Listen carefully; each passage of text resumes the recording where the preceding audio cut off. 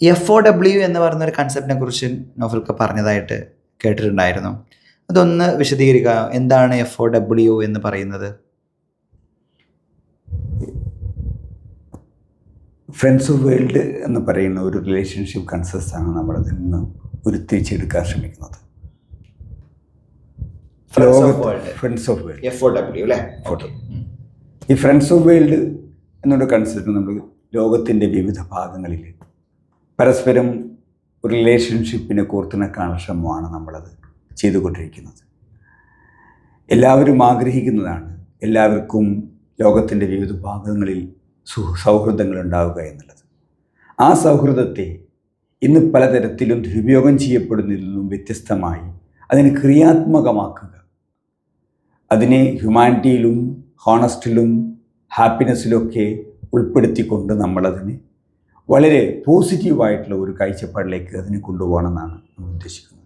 റിലേഷൻഷിപ്പുകൾ എപ്പോഴും ദുരുപയോഗം ചെയ്യുന്നതിന് തടുത്തു നിർത്തുക, ആ റിലേഷൻഷിപ്പുകളെ പോസിറ്റീവായി പരസ്പരം ഉപയോഗിക്കുക.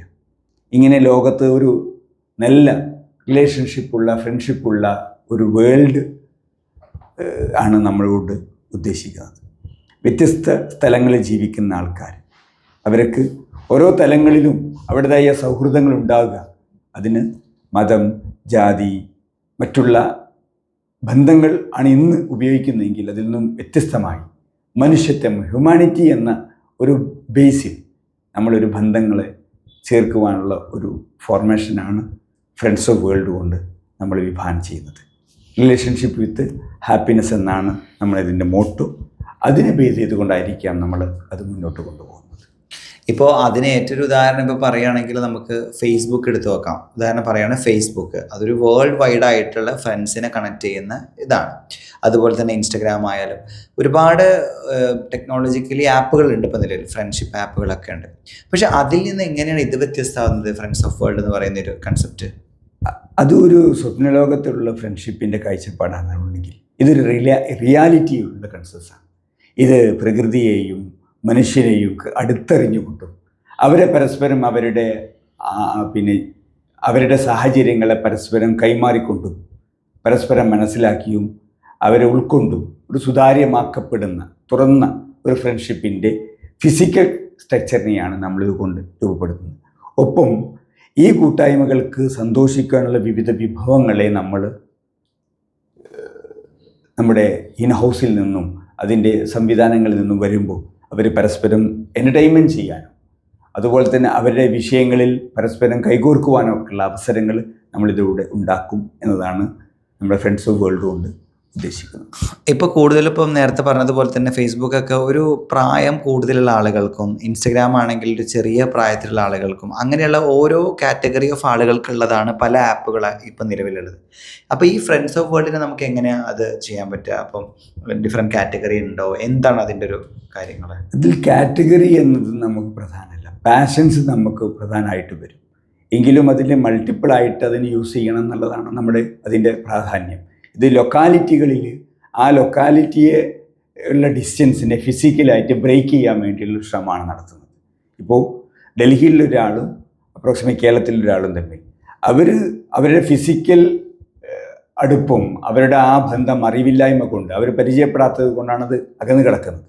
ഈ ഫ്രണ്ട്ഷിപ്പോടുകൂടി അവരെ അടുത്തെത്തുകയും അവരെ പരസ്പരം അറിയാനും മനസ്സിലാക്കുവാനും അവരെ സൗഹൃദങ്ങൾ പങ്കുവെക്കാനുമുള്ള അവസരങ്ങൾ പരസ്പരം അങ്ങോട്ടും ഇങ്ങോട്ടും ചെയ്തു തീർക്കുന്ന ഒരു രീതിയിലാണ് നമ്മൾ ഈ ഫ്രണ്ട്സ് ഓഫ് വേൾഡ്സിനെ കൊണ്ടുപോകുന്നത്. ഇതിൽ പ്രധാനമായും നമ്മൾ പ്രതീക്ഷിക്കുന്നത് ഇതിൽ ഒരു അതോറിറ്റി പേഴ്സൺസിനെക്കാളും ഒരു സർവീസ് കോർഡിനേറ്റേഴ്സാണ് നമ്മളിതിൻ്റെ കൺസെപ്റ്റിനെ രൂപീകരിക്കുന്നത്. അതൊരു അതോറിറ്റി എന്ന് വെച്ചാൽ ഒരു അധികാര കേന്ദ്രങ്ങൾ രൂപപ്പെടുന്നതിനേക്കാളും വോളണ്ടിയർ ഫ്രണ്ട്ഷിപ്പ് കൺസെപ്റ്റ് ആണ് അതിലുള്ളത്. അതോറിറ്റിക്കല്ല നമ്മൾ കൊടുക്കുന്നത്, കോർഡിനേഷൻ കൺസെപ്റ്റ് ആണ്. കൂടുതലും ഫിസിക്കൽ ഇതിലേക്കാണ് നമ്മളിതിനെ കൊണ്ടുപോവുക. ഫിസിക്കലായിട്ട് നമ്മൾ പരസ്പരം അടുക്കാനും മനസ്സിലാക്കാനും പരസ്പരം കൈമാറാനും സ്വന്തം കാര്യങ്ങളൊക്കെ കൈമാറാനുള്ള ഒരു സന്ദർഭമൊക്കെ കൂടാനും അവർക്ക് തന്നെ എൻ്റർടൈൻമെൻറ്റ് ചെയ്യാനും പിന്നെ ഹാപ്പിനെസ് ഉണ്ടാകാനുള്ള സന്ദർഭങ്ങളായിരിക്കും. എന്തുകൊണ്ടാണ് ഫിസിക്കലാണ് കൂടുതൽ വേണമെന്ന് പറയാൻ കാരണം? ഈ ഒരു വെർച്വലിൻ്റെ അപ്പുറം ഇമോഷൻസിനെ കൃത്യമായി നമുക്ക് കാണാനും അറിയാനും അത് മനസ്സിലാക്കാനും ഫിസിക്കൽ വേൾഡാണ്. ഇന്നത്തെ പഠനം പറയുന്നത് നമ്മളുടെ ഇന്നത്തെ ഈ വിർച്വൽ കൺസെപ്റ്റ്സ് നമുക്കുണ്ടാക്കുന്ന ഒരുപാട് പ്രശ്നങ്ങളുണ്ട്. മാനസിക സംഘർഷങ്ങളും മറ്റൊക്കെ അനാവശ്യമായി ഉണ്ടാക്കുന്നത്. അതിൻ്റെ റിയാലിറ്റി പ്ലാറ്റ്ഫോമിൽ അതൊന്നും ഉണ്ടാവില്ല. അപ്പോൾ ആ റിയാലിറ്റിയെ ഉൾക്കൊള്ളുവാനും അതിനെ ബേൺ ചെയ്യാനും അങ്ങനത്തെ ഇഷ്യൂകളെ ബേൺ ചെയ്യാനും ഈ ഡിസ്റ്റൻസ് ഒഴിവാക്കി പരസ്പരം മനസ്സിലാക്കാനുള്ള അവസരങ്ങൾ സൃഷ്ടിക്കുകയാണ്. യാത്രകൾ, അതുപോലെ കൂട്ടായ്മകൾ, ഇതിനൊക്കെ നമ്മൾ അതിരുകളില്ലാത്ത ഹ്യൂമാനിറ്റിയുടെ ഒരു അതിരിൽ മാത്രം നിലനിർത്തിക്കൊണ്ട് നമുക്ക് മുന്നോട്ട് കൊണ്ടുപോകേണ്ട ആവശ്യകത ഇന്ന് ലോകത്തുണ്ട്. അപ്പോൾ അതിനെ കവർ ചെയ്യുക എന്നുള്ളതാണ് നമ്മളിതുകൊണ്ട് ഉദ്ദേശിക്കുന്നത്.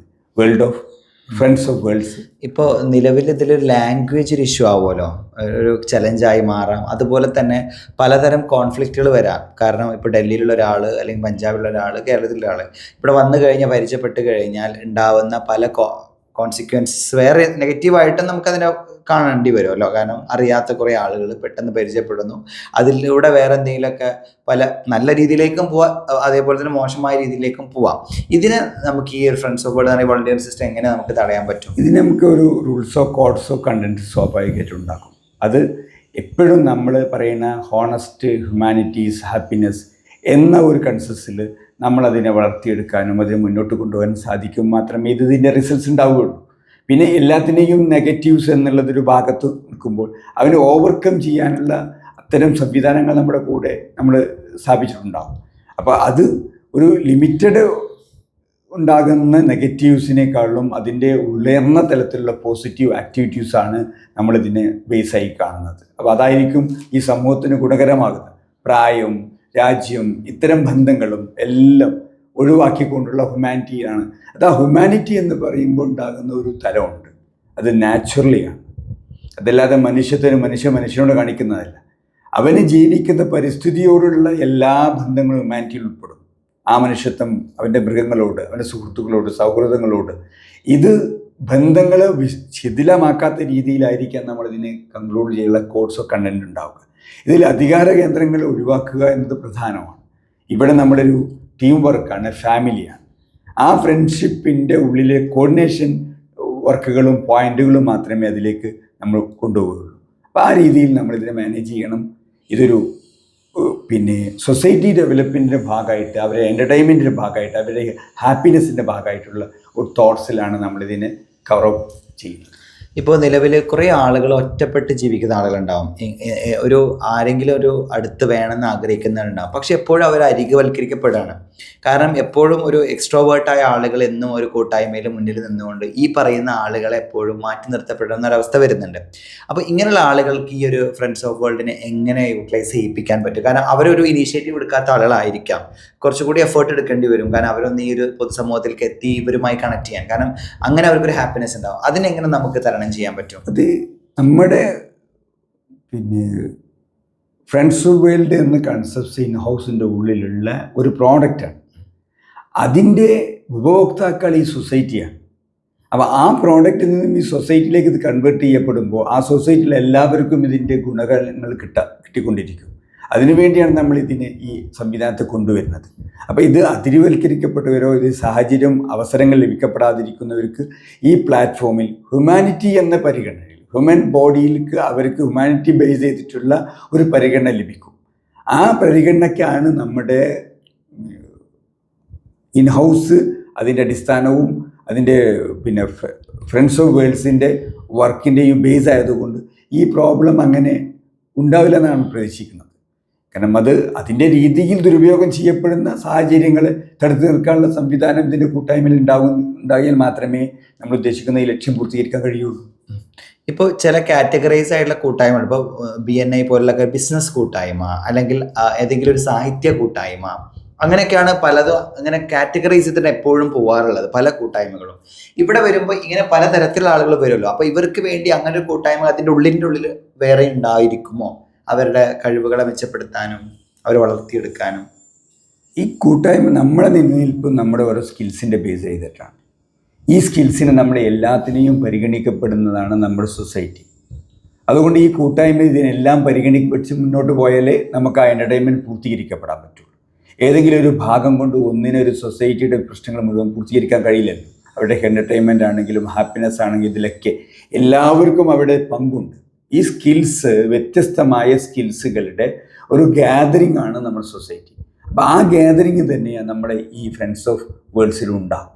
അപ്പോൾ അതിനെ ആ രീതിയിൽ യൂട്ടിലൈസ് ചെയ്യാനുള്ള കോഡ് ഓഫ് കണ്ടക്ട്സും സിസ്റ്റവും ഒക്കെ നമ്മുടെ ഈ ഇതിനുള്ളിൽ ഒരുക്കിയിട്ടുണ്ട്. അതിനനുസരിച്ചായിരിക്കും അതിൻ്റെ പ്രോഗ്രാംസ് മുന്നോട്ടും പോവുക. അപ്പോൾ ആ രീതിയിൽ ഇതിന് സ്കിൽസ് ഉള്ളവർക്ക് അവരുടെ സ്കിൽസിനെ അവരെ ഉപയോഗപ്പെടുത്തിക്കൊണ്ട് എല്ലാവർക്കും അതിൻ്റെ നമ്മൾ പറയുന്ന പോലെ ഗ്രോയിങ് വിത്ത് സൊസൈറ്റി എന്ന് പറയുമ്പോൾ ആ സ്കിൽസിനെ ജനങ്ങളുടെ ഉന്നമനത്തിന് വേണ്ടി അല്ലെങ്കിൽ സന്തോഷത്തിന് വേണ്ടി നമ്മൾ കൺവേർട്ട് ചെയ്യുക. അപ്പോൾ ആ കൺവേർഷൻ അവിടെ നടക്കും. അപ്പോൾ എല്ലാ ആളുകളും ഇതിലുണ്ടായിരിക്കണം, ഉണ്ടാവുക എന്നത് അത്യാവശ്യമാണ്. എങ്കിലേ ആ ഒരു ഫ്രണ്ട്സ് ഓഫ് വേൾഡ്സ് പൂർത്തീകരണം സംഭവിക്കുള്ളൂ. ഇതിന് ഗ്രേഡ്സ് ഉണ്ടാവും, വ്യത്യസ്ത തലത്തിലായിരിക്കും അവരുടെ കഴിവുകൾ. അതനുസരിച്ച് മനസ്സിലാക്കുകയും അതിനെ വളർത്തിക്കൊണ്ട് മുന്നോട്ട് കൊണ്ടുപോയി ചെയ്യാൻ കഴിയുമ്പോൾ മാത്രമേ നമ്മളിതിൻ്റെ ഹാപ്പിനെസ് പൂർത്തീകരണം ഫുൾഫിൽ ആയിട്ട് നമുക്ക് കിട്ടുള്ളൂ. അപ്പോൾ ആ രീതിയിൽ തന്നെ നമ്മളതിനെ കാണും എന്നുള്ളതാണ് അതിൻ്റെ പ്രത്യേകത.